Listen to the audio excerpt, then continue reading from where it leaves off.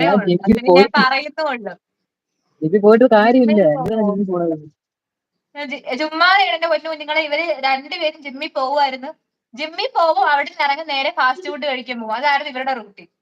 ഇപ്പൊ അതുകൊണ്ട് അത് നിർത്തി. രാത്രിയാകുമ്പോ രാവിലെ ആകുമ്പോൾ പറ്റത്തില്ലല്ലോ. രാവിലെ പൊക്കോണ്ടത്, പിന്നെ അത് വൈകുന്നേരം ആക്കി. വൈകുന്നേരം ആക്കിയ സമയത്ത് നമ്മൾ പോയിട്ട് അത് കഴിഞ്ഞിട്ട് പോയി ഫുഡ് കഴിക്കും. പിറ്റേ ദിവസം രാവിലെ വരും, പിന്നെ വൈകുന്നേരം പോകും. പാടണ്ട, ഞാൻ എന്നിട്ട് കാര്യങ്ങൾ ഓടിക്കും. മനസ്സിലായി. എടാ ഞാൻ പാടുന്നില്ലടാ, നീ പാടാൻ പറഞ്ഞിരുന്നെന്ന് പറയിക്കോ. പറഞ്ഞോ.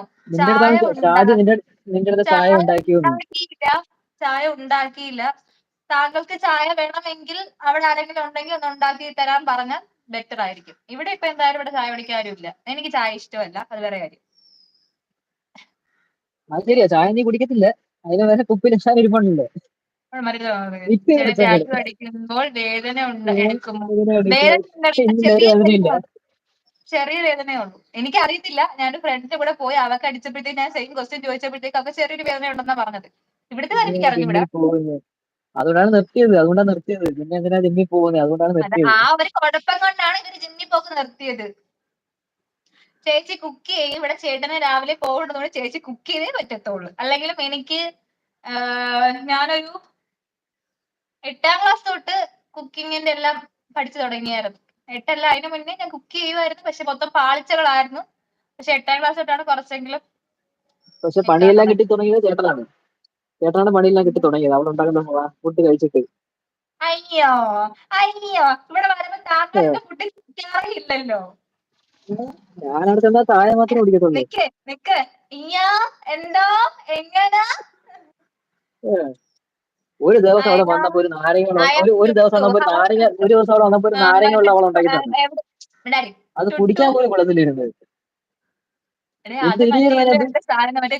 സോഡ ഒഴിച്ചിട്ടുള്ള നാരങ്ങ. അവളെന്നെ വിളിച്ചിട്ട് സോഡ ഉണ്ടെങ്കിൽ സോഡ മേടിച്ചോണ്ട് പോവാ, നടന്നിട്ട് സോഡ അല്ല നാരങ്ങ സോഡ തരാന്ന് പറഞ്ഞു. ഉടനെ ഞാൻ പോയി സോഡ മേടിച്ചോണ്ട് വന്നപ്പോ ഇഞ്ചിയൊക്കെ ഇട്ടത് മൊത്തം കൊളാക്കി. എന്തുമാത്രം എരിയാണത്. അവസാനം ഇഞ്ചിയും പച്ചവളവും ചേർത്തപ്പോഴത്തേക്ക് കുറച്ചൊന്ന് കൂടിപ്പോയി. അതാണ്, അല്ലാതെ വേറെ ഒന്നുമില്ലായിരുന്നു. ഒന്നാമത്തെ കാര്യം, ഈ പുള്ളി എരിവ് ഒട്ടും കഴിക്കത്തില്ല. ഇവിടെ ആണെങ്കിൽ കുറച്ച് സ്പൈസി ഫുഡ് കഴിക്കുന്നവരാണ് ഞങ്ങളൊക്കെ. ടേസ്റ്റ് ഉണ്ടാവില്ല എന്ന് മാത്രമേ. ടേസ്റ്റ് ഒക്കെ ഉണ്ട്. പോയാൽ എനിക്കിറക്കാം. ചേട്ടനോട് ചോദിച്ചാൽ ചേട്ടനോട് ചേട്ടൻ ലൈവ് കാണാൻ ഇപ്പൊ തന്നെ മറുപടി തരും. മിക്കവാറും ഇന്ന് താറ്റത്തുള്ള എനിക്ക് നല്ലോണം അറിയാം. ദീപു ഹായ്. അടിയും പിടിയും ആവോ? അയ്യ, അടിയും പിടിയും ഒന്നും ഇല്ല. Predator hi. പ്രഡേറ്റർ അടിയും പിടിയും ഒന്നും ഇല്ല. ഞങ്ങൾ ഇത് തന്നെയാണ് ഞങ്ങൾ നോർമലി സംസാരിക്കാറുള്ളത്. ഇങ്ങനെ തന്നെയാണ്. പോകുമ്പോൾ എപ്പോഴും മെനക്കേട്. അതുകൊണ്ടാ പോവാത്തത്. അത് ദിവസം രാവിലെ എണീക്കാൻ പറ്റത്തില്ല. അതല്ലേ രാവിലെ എണീക്കാൻ പറ്റത്തില്ല. പോയി കഴിഞ്ഞാൽ റിസൾട്ടും കിട്ടുന്ന ശ്രീകുമാരി ഹായ്. ഇളക്കള്ളൂറാ? ഇളക്കള്ളൂർ സ്ഥലത്തിന്റെ പേരാണോ? ഇളക്കള്ളൂർ സ്ഥലത്തിന്റെ പേരാണോ? അവനാരെങ്കിലും വന്നോ? മറ്റേ ചേട്ടൻ എവിടെ? മറ്റേ ചേട്ടൻ ജോലിക്കാണ്. പിന്നെ ഞാനും ഈ ചേട്ടനും മാത്രമേ ഉള്ളൂ. മിക്കവാറും രാത്രിയുള്ള ലൈവില്, മിക്കവാറും അല്ല രാത്രിയുള്ള ലൈവില് ചേട്ടൻ മീറ്റിങ്ങിന് പോയില്ലെങ്കിൽ എന്തായാലും കാണും. എന്നെ മനസ്സിലായില്ലേ? സോറി, ഐ ആം ടുട്ടു. എനിക്ക് മനസ്സിലായില്ല.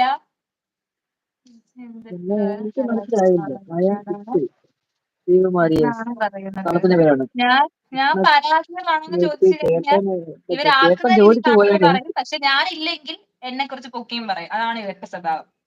അതിന്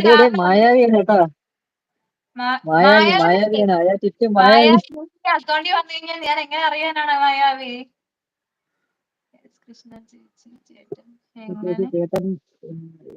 എങ്ങനെ പോയി?